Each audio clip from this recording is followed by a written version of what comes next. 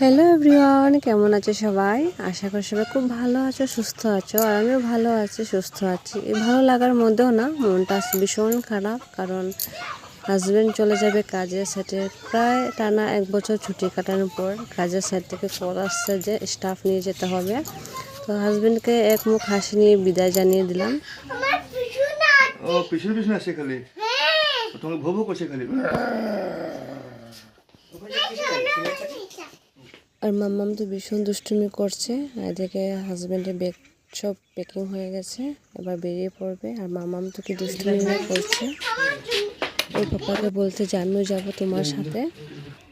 আর যেহেতু কান্নাকাটি করবে তার জন্য ওরা একটু বাইরে দিয়েছে যাওয়ার জন্য ওর দিদির সাথে। এদিকে হাজব্যান্ডকে বাই দিয়ে দিলাম। কালি তো ভালকে কোৱা নাছিল যে এটা কম্পিউটাৰ আহিলে দেখিলে